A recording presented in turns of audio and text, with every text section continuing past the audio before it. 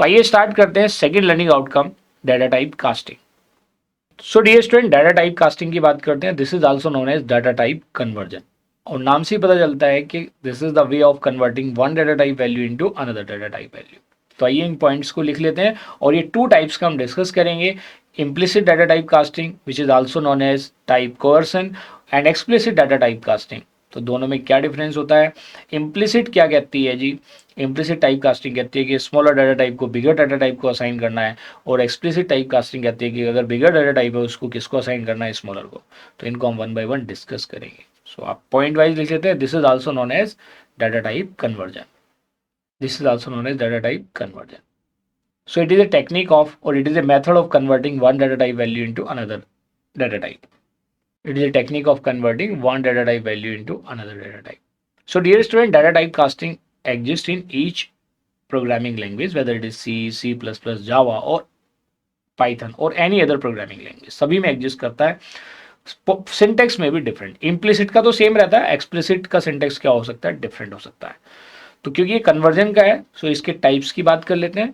explicit implicit data type casting and explicit data type casting. So dear student, these are the two different type of data type casting. One is the implicit data type casting, another one is explicit data type casting. Implicit type casting क्या कहती है? Implicit कहती है कि भाई smaller data type को आप convert करते हो किसमें? बिगर डाटा टाइप में। तो मैं इसका यहाँ पे एक स्टेटमेंट लिख देता हूँ, conversion of smaller data type to bigger data type. आपने देखा, it is a conversion of smaller data type to bigger. और अगर मैं एक्सप्लिसिट की बात करूं, it is a conversion of bigger data type to smaller. So conversion of bigger data type to smaller data type. अब बेटा यहाँ पे ये बात समझने की है, मैं एक रियल लाइफ एग्जांपल से इस चीज को एक्सप्लेन कर देता हूँ। सपोज करो आपके पास एक बैग है जिसकी कैपेसिटी 5 kg सामान को कैरी करने की है, और आपके पास सामान है 2 kg का। तो you can easily carry 2 kg सामान जो भी है आपके पास, उसको आप 5 kg के बैग में क्या कर सकते हैं? कैरी कर सकते हैं इजीली। बट अगर इसका रिवर्स हो जाए कि आपके पास 2 kg का बैग है और सामान आपके पास 5 kg का है, तो आप 5 kg के सामान को 2 kg में कैरी नहीं कर सकते, then you need to do explicit type casting. Explicit type casting का मतलब क्या हुआ कि आपको उस सामान को डिवाइड करना पड़ेगा या उसको मिनिमाइज करना पड़ेगा कि वो 2 kg के बैग में कैरी हो सके। So that is called explicit data type casting. ये बात समझ में होगी? तो ये जो कन्वर्जन ऑफ स्मॉलर, जो इम्प्लिसिट टाइप कास्टिंग है या टाइप कोअर्सन है, ये कंपाइलेशन पे भी हो सकता है और रन टाइम पे भी हो सकता है, and it is automatic in nature. It is automatic, may be at run time और compilation time, may be at run time और compilation time. I hope this is clear to everybody.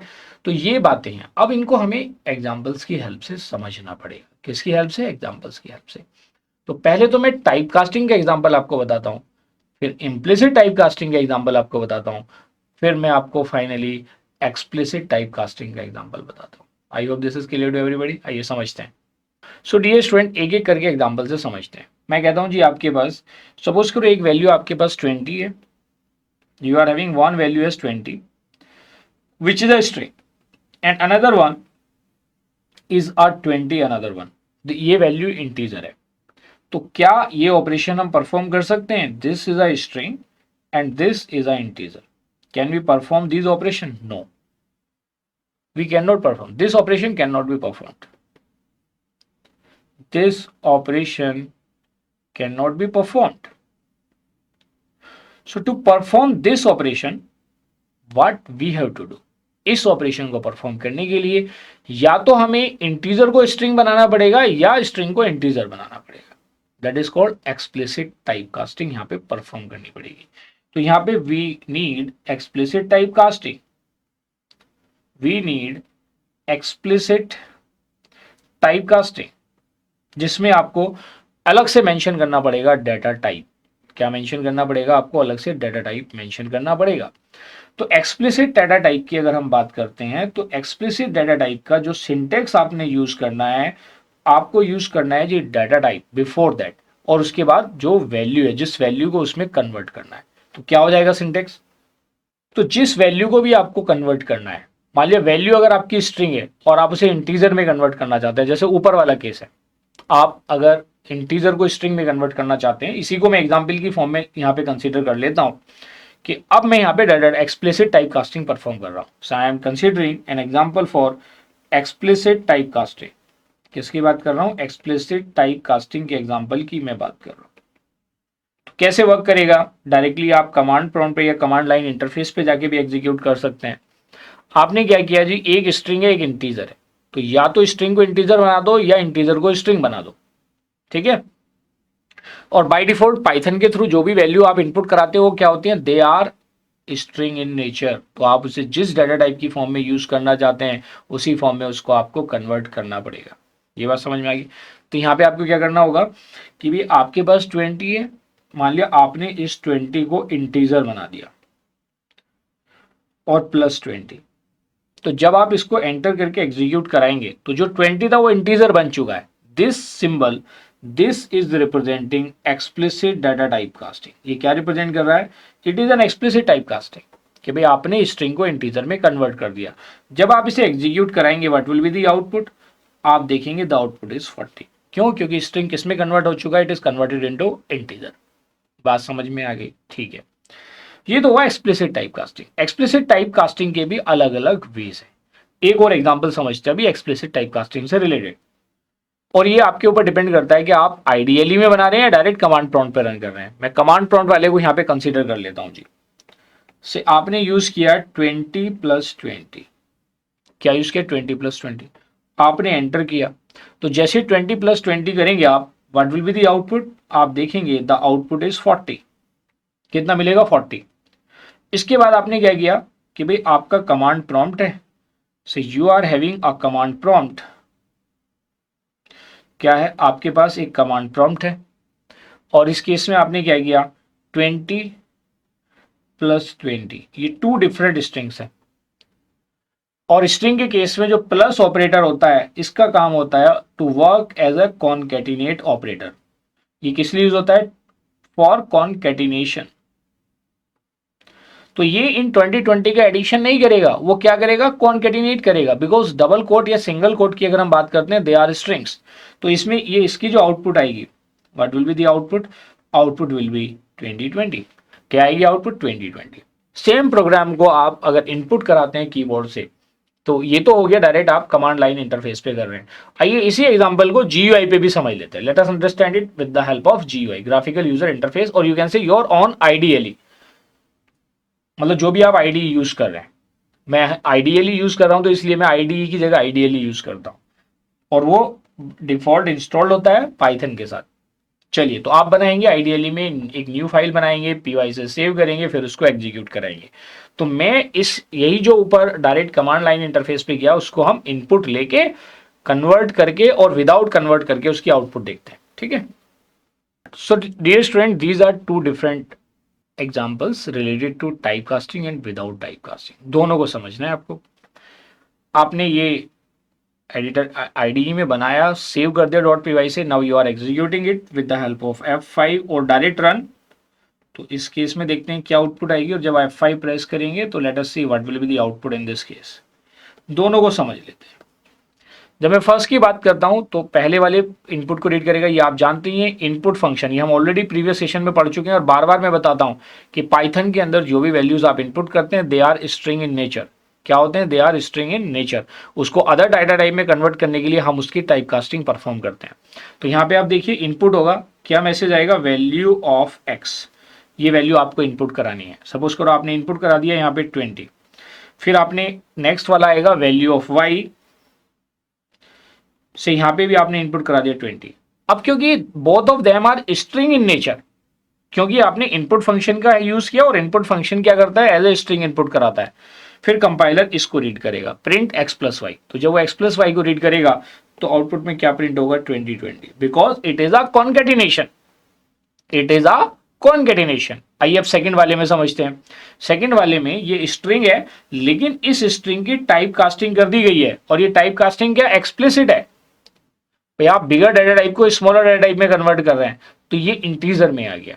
फिर ऐसे ही दूसरा वाला, तो यहाँ पे मैसेज आएगा वैल्यू ऑफ एक्स से, यहाँ पे भी आपने 20 इनपुट करा दिया. फिर से आएगा वैल्यू ऑफ वाई, सी यहाँ पे इसकी भी वैल्यू को आपने 20 इनपुट करा दिया। जब आप प्रिंट x प्लस वाई करेंगे तो 20 प्लस 20 कितनी वैल्यू प्रिंट हो जाएगी इसकी 40। देखो now you are performing addition of integers. जब स्ट्रिंग के साथ एडिशन ऑपरेटर यूज करते हैं that operator works as a concatenate operator, उनको जोड़ता है और ये यहाँ पे ऐड करता है। जोड़ने का मतलब स्ट्रिंग का जोड़ना, हिंदी में जोड़ने का मतलब एडिशन से होता है, बट स्ट्रिंग के साथ जब हम बात करते हैं तो वो उन दोनों को जोड़ता है। मतलब पहले वाली स्ट्रिंग और फिर दूसरी वाली स्ट्रिंग जो बाद में आएगी वो बाद में आएगी, अपेंड हो जाएगी एक तरीके से। I think this is clear to everybody. तो डियर स्टूडेंट देखिए हमने डाटा टाइप की बात तो यहाँ पे कर ली। अभी हमें ये देखना है कि अगर हाँ इस डाटा टाइप में अभी एक चीज और कर लेते हैं। ये तो हमने एक्सप्लिसिट टाइप कास्टिंग की बात करी थी, इम्प्लिसिट टाइप कास्टिंग का भी एक एग्जांपल कंसीडर कर लेते हैं। से मैं इम्प्लिसिट टाइप कास्टिंग की बात कर रहा हूं और मैंने कमांड प्रॉम्प्ट पे लिखा से 20 प्लस 20.5। तो ये आप जानते ही हैं कि ये फ्लोट है, फ्लोट का साइज बिगर होता है देन दैट ऑफ इंटीजर। तो इसकी जो आउटपुट आएगी वो कैसे आएगी, दैट विल बी फ्लोट। तो इसका जो आउटपुट प्रोड्यूस होगा द आउटपुट विल बी, क्या आउटपुट आएगा इसका, output will be 20 plus 20.5, it comes out to be 40.5। So this is a implicit type casting. यहां पे कौन सी परफॉर्म हो रही है, इम्प्लिसिट टाइप कास्टिंग। ये क्लियर है। तो डियर स्टूडेंट जो मैं यहाँ पे बात कर रहा था कि भाई देखिए हमारे जो ये first learning I mean second learning outcome का फर्स्ट पार्ट पूरा हो गया है, but there are various functions that are used for type conversion. तो हम इसके अभी सेकंड लर्निंग आउटकम के सेकंड पार्ट को डिस्कस करते हैं कि list functions for type casting. हम किसकी बात करें, we are talking about function and meaning. तो एक एक करके डिस्कस करते हैं और मैं उसको यहाँ पे एक्सप्लेन करता हूँ। तो देखिए मैंने अगर इंटीजर x लिखा तो it converts x into integer. वो हमने ऊपर इनपुट अभी स्ट्रिंग को भी देखा था, उसने किस में कन्वर्ट कर दिया था, इंटीजर में। आइए देखते हैं next function. So long x converts x to a long integer. आइए देखते हैं नेक्स्ट फंक्शन। अगर मैंने x से पहले फ्लोट लगा दिया तो that x will be converted to a floating point number और अ फ्लोट। आइए देखते हैं नेक्स्ट फंक्शन। मान लीजिए मेरे पास x की कोई भी वैल्यू है और मैं उसको एज ए कन्वर्ट करना चाहता हूँ स्ट्रिंग में, तो x will be converted into a string.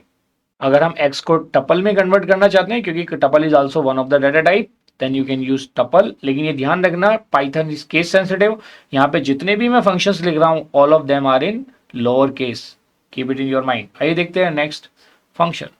सो अगर मैं कन्वर्ट लिस्ट x की बात करता हूँ, it converts x to a list. ये x को किस में कन्वर्ट करता है, लिस्ट में कन्वर्ट करता है। आइए देखते हैं डिक्शनरी। सो डियर स्टूडेंट यहाँ पे देखिए डिक्शनरी डिक्ट एक्स मैंने किया तो it creates a dictionary if x form a की वैल्यू पेयर। एक्स क्या फॉर्म करता है, की वैल्यू पेयर फॉर्म करता है। आइए देखते हैं नेक्स्ट फंक्शन। क्योंकि आप जानते हैं डिक्शनरी के अंदर जो वैल्यूज हैं की और वैल्यू के पेयर की फॉर्म में स्टोर्ड होती हैं। अगर मैं सेट एक्स कर देता हूं तो X will be converted into a set. आइए देखते हैं next function. So or ORDX का मीनिंग है it converts a single character to its integer value. अगर कोई सिंगल कैरेक्टर होगा, एक अल्फाबेट है, तो अगर हम उसको कन्वर्ट करना चाहते हैं इंटीजर में, we can use a ORD। Even we can also use integer, but this is another function which is use as an alternative. आइए देखते हैं next one. So dear student oct X it converts, oct का मतलब ये octal से है और octal का बेस कितना होता है 8। आपने नंबर सिस्टम स्टडी किए होंगे। It's converts an integer to octal string. ऐसे हेक्साडेसिमल के लिए वो क्या करेगा, इंटीजर को हेक्साडेसिमल स्ट्रिंग में कन्वर्ट करेगा और हेक्साडेसिमल का बेस कितना होता है 16। So it converts an integer to hexadecimal string. तो स्टूडेंट डिस्कस करते हैं some more functions and their meaning. So dear student this is char I mean CHRX converts an integer to a character. ये आप जानते ही हैं Python में as a character data type नहीं होता, ये आप जानते हैं, but there is a function which is used for data type conversion. This is CHRX, it converts an integer to a character. आइए देखते हैं last one more function. So dear student, this is the last function unicare. Uni stands for Unicode. So it converts an integer to a Unicode character. So these are the various functions that are used for data type casting. So dear student, जैसा मैंने आपको बताया था कि इन functions का use करके हम directly convert कर सकते हैं किसी भी एक टाइप के नंबर को दूसरे टाइप के नंबर में। आइए समझते हैं कि डाटा टाइप कास्टिंग से related there are some more functions which are related for rounding off, truncation, उन चीज़ों को भी समझ लेते हैं। ये तो फंक्शंस हमने डिस्कस कर लिए, लेकिन हमारे कुछ पॉइंट्स बचे हुए हैं जिसको हम यहाँ पे as a key point discuss करेंगे for this learning outcome. So dear student, जो इंटीजर फंक्शन है it converts float to an integer by truncation, that is discarding fractional part. For example, देखिए जैसे मैंने बताया था ये कुछ हमारे की पॉइंट्स हैं। अगर आप रन करना चाहते हैं, आपने यूज़ किया से इंटीजर और आपकी वैल्यू थी 8.85, लेकिन जैसे ही आप एंटर की प्रेस करेंगे, what will be the output in this case? The output will be, क्या आ जाएगा? 8। ये क्या करेगा? ये जो आपका फ्रैक्शनल पार्ट है इट विल बी डिस्कार्डेड, इसको क्या कर देगा? ये डिस्कार्ड कर देगा और ये इसकी इंटीजर वैल्यू आ जाएगी। अब बात ये आती है कि अगर आप फ्रैक्शनल पार्ट को डिस्कार्ड नहीं करना चाहते हैं, आप फ्रैक्शनल पार्ट को भी रखना चाहते हैं, तो उसके लिए हमें क्या करना पड़ेगा? So there is another function, ये देखते हैं next key point. So dear student, there is a round function that works more appropriately by rounding a floating point number to the nearest integer. देखिए राउंड फंक्शन दो तरीके से use होता है, with single argument and with two argument. तो अगर मैं round की बात करूं, so round function it is used in two different veg, round function with one argument and round function with two argument. One argument means one value, जो value इसके अंदर हम दे रहे हैं दैट इज कॉल्ड आर्ग्यूमेंट, और round function with two argument. आइए दोनों को समझते हैं with the help of an example. Late us understand each one of them with the help of example. मैंने यूज किया विद वन वैल्यू राउंड 3.89, और वो क्या करेगा? It will round with one value. क्या करेगा? Round function works more appropriately by rounding a floating point number to the nearest integer. तो nearest integer में अगर आपने राउंडिंग ऑफ मैथमेटिक्स में भी स्टडी करा होगा, या कंप्यूटर के साथ एक्सेल भी आप करते होंगे, या कोई और ऑपरेशन करते होंगे, तो 0.5, अगर मैं 0.5 की बात करूं, 0.5 एंड अपवर्ड, तो अपर डायरेक्शन में चला जाता है, floor value I mean ceiling value को ले लेता है, और 0.5 से नीचे वाली वैल्यू फ्लोर वैल्यू में कंसीडर होती है। अगर मैं यहां पे बात करूं कि ये जो 0.85 है, ये वाला जो डिजिट है, this digit is greater than 5। वैसे ग्रेटर देन इक्वल टू 5 के लिए होता है, but this is greater than 5। तो अगर ये ग्रेटर देन 5 है, तो इसके आउटपुट में क्या आ जाएगी? इसकी जो नियरेस्ट राउंडिंग ऑफ वैल्यू होगी दैट विल बी 4। क्या होगी? ये 4 होगी। तो इसकी जो आउटपुट आएगी, द आउटपुट विल बी 4। इसी में अगर मैं ये वैल्यू लेस देन 5 हो जाए, अगर फर्स्ट डिजिट जो 8 है, इसकी जगह ये लेस देन 5 हो जाए, मतलब ये ग्रेटर देन इक्वल टू 5 की कैटेगरी में आता है, इक्वल टू तो नहीं है but it comes into this category. Even अगर ये 3.5 भी है तो भी इसको अपर ही लेके जाएगा। मान लिया अगर सिचुएशन ये भी होती, ये नेक्स्ट एग्जांपल है, से मैंने मेंशन किया राउंड 3.49 या 45, इसको आपने एंटर किया, तो इसका जो नियरेस्ट आएगा द आउटपुट विल बी 3। इसका आउटपुट क्या आएगा? 3 आएगा। क्यों आएगा? ये जो वैल्यू है दिस इज लेस देन 5। ठीक है, तो सिस्टम तो वैसे ही करेगा। आइए अब विद टू आर्ग्यूमेंट की बात करते हैं। तो जब हम टू आर्ग्यूमेंट्स के साथ डील करते हैं, तो जो सेकंड आर्ग्यूमेंट या सेकंड वैल्यू है वो उसके प्रिसीजन को रिप्रेजेंट करती है। मान लिया नॉन टर्मिनेटिंग नंबर है, आपने 10 को 3 से डिवाइड किया, तो 3.3333, जो 0.33 है वो इनफाइनाइट मैनी टाइम्स आएगा, वो कभी राउंड ऑफ नहीं होगा। लेकिन आप चाहते हो कि आपका रिजल्ट 2 डेसिमल प्लेसेस तक आए, 3 डेसिमल प्लेसेस तक आए, then we use two argument round off function. आइए इसको भी समझते हैं। ठीक है, ये तो नंबर है, this argument 1 represent a float number, और आर्ग्यूमेंट 2 रिप्रेजेंट करेगा number of places of precision. आइए इसको एक एग्जांपल की हेल्प से समझते हैं। तो देखिए ये मेरे पास नंबर है 23.56789। तो इस केस में आप देखेंगे ये मेरा 2 डेसिमल पॉइंट तक इसका प्रिसीजन रहेगा। इसका मतलब जो रिजल्ट में आएगा ये 2 आएंगे, बाकी सब क्या हो जाएंगे? डिस्कार्ड।